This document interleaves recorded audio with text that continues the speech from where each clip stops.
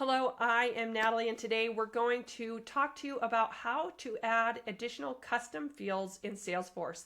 Now, these are more advanced, or really, I guess they're just fields, custom fields that you create in the advanced setup. So these are not showing as available to you in your custom quick settings. So I want to walk you through what the different fields are that you're missing from the quick settings, and then we'll go over some examples. I'll talk to you about how to create some of the most important ones, and then we'll talk to you about specific examples of how to use these fields and what you might use them for. So I'm Natalie. I have been a Salesforce MVP for and Salesforce admin for about 13 and 14 years. And I love the Salesforce platform because it helps so many companies scale and grow. And I just want to help you get the most out of your Pro Suite edition. I am used to the Enterprise edition, but when they released Pro Suite, I loved it so much, and I felt like I have a lot of knowledge from Enterprise to bring to Pro Suite customers so that they can get the most out of their Salesforce platform. So with that, I'm going to give you the 8 fields really that are not available in your Pro Suite quick setup. And we'll go through some of these individually in the Salesforce setup, as I mentioned, but let's just talk through these a little bit. So this one is an auto number field, an auto generated field. This is a formula field where you can take and do calculations, pull and merge fields together. Picklists and multi-selects, drop down lists, that's what those are. A text area, so in standard in your quick setup, you can do a single line text as well as a long text, but there's some other text area fields that you can access. A roll-up summary field and a lookup relationship field, a geolocation field, and a text encryption field. So we're going to just kind of jump into Salesforce, and I'm going to walk you through where you can find these and then how to set a few of these up. And click this gear setting, and what I like to do is click on this advanced setup. You're going to come, when you get to advanced setup, you're going to click into your object manager, and then you want to find the object. Again, remember, your objects are like tables, so you want to find the object where you want to add a new field. So we'll go click into account, click fields and relationships, and then here we're going to hit new. And then this is where you're going to see all of the field types. This is it. This is the whole shebang. This is what's available to you. There's no more than this. This is your full list of fields available to you. So this is that auto-generated number we talked about. And these descriptions are, I think, really helpful. So just know that this number is automatically incremented for each new record. So a reason in which somebody might use an auto-generated number is maybe you want Salesforce to start generating your customer account numbers. You could do that. If you want a more user-friendly, unique record ID, there's a lot of different reasons that you might create an auto number. I don't use them a lot, but I do use them at times. And then you can see when you want to create them, it kind of walks you through. And so let's just do an example. So we're going to say client account number. Okay, and so then it's going to ask you what your display format is. And so sometimes people want an abbreviation before it. So they're going to say account dash, and then however many field values long they want, you put the curly brackets, and then you can put the number of zeros. So if I want it to be a 5-digit number, then I need 5 zeros. And then it's going to ask what your starting number is. Just to be safe, I always copy this, paste it down here, and then I delete one, and I say I want to start at 1,000. You can also click here if you want to generate numbers for existing records. So that's kind of nice. And then you would just go ahead and click next and save, etc. So that's auto number. Formula. Formulas are the form between formulas, pick lists, and text areas. I think those are the ones you're going to use the most.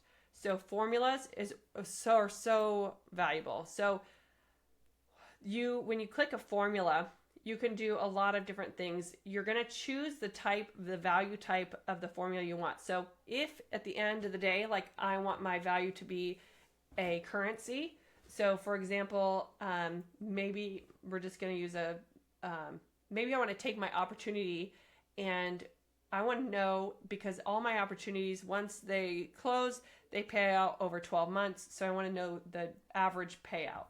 So I kind of created this here as an example.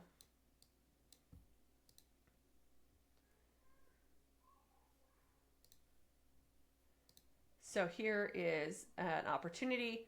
So maybe I want to divide this value by 12. Well, I can use a formula field. Instead of having somebody manually calculate that, I can do that here. A great example is going to be like a product discount or something like that. Another example of a formula field, and I have a video of how I installed this data quality app exchange, but it's a free app, and these are formula fields in the background that tell you, like, that kind of grade your record and then tell you what's missing. That's a formula field. If, let's say, I want to bring some information and I want to make it visible on some information from the account, but I want them to see it on the opportunity, I can use a formula field for that. So there's so many uses for a formula. Those are probably, they're just super common. All right, so that was a formula. Oh, sorry, it's here. Okay. So then a roll-up summary. Another example I created was, let's just see. Okay, it's a roll-up summary that says number of open opportunities. And so I could add another roll-up summary that would say, give me a sum total of the amount of opportunities. So add up all the opportunities, the amount of all the opportunities related to this account, and show that total here. I love this one because I often like to import revenue data onto a scorecard object, and then I do roll-up summaries to total those. So let's just walk through. Let's do the open opportunity amount. Okay. I'll walk you through that briefly. So then you pick your object that you want to summarize. So I'm going to summarize opportunities. And you can, so this is where in the previous one I did a count because I wanted to count how many opportunities they had open. But in this case, I want to do a sum, and I want to sum the amount of those opportunities. But I only want to summarize those that are open. So I'll pick close equals false. Oops. Okay, so then if I click next, and then I want to add that to my layout, so I'm just going to hit save. And then pretty soon that will show up on my page layout here. I've been having trouble today, maybe you have too, with Salesforce isn't showing these fields easily and readily right away. So I'm just going to let that sit and simmer and hopefully update while we go through the rest of these other field types. Okay, so that's roll-up summary. There are certain caveats where you can only add them to certain records. So play with that, see where you can get those to work. They have to be something called a master detail.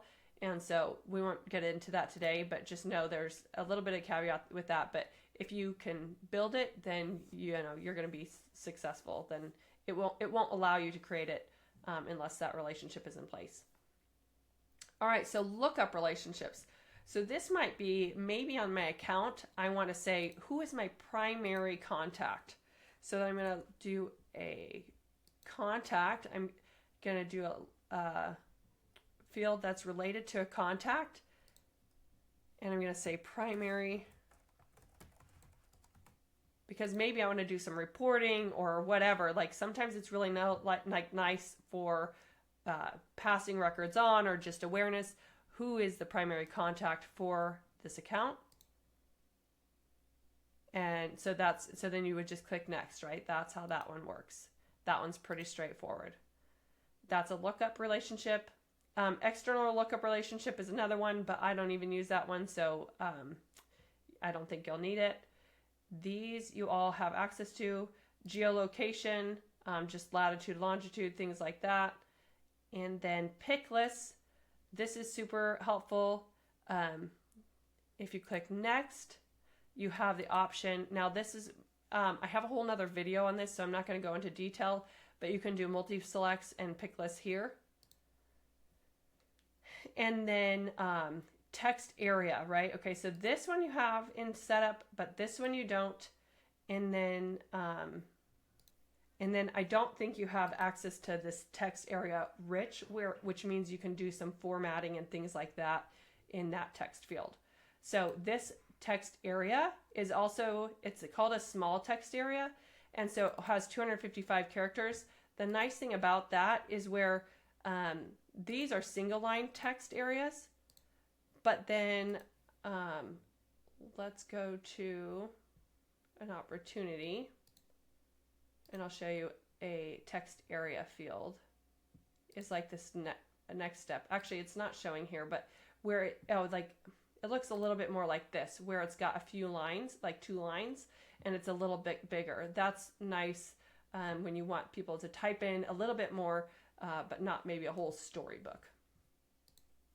Okay, so that's text area. Text area rich just means you can do the formatting.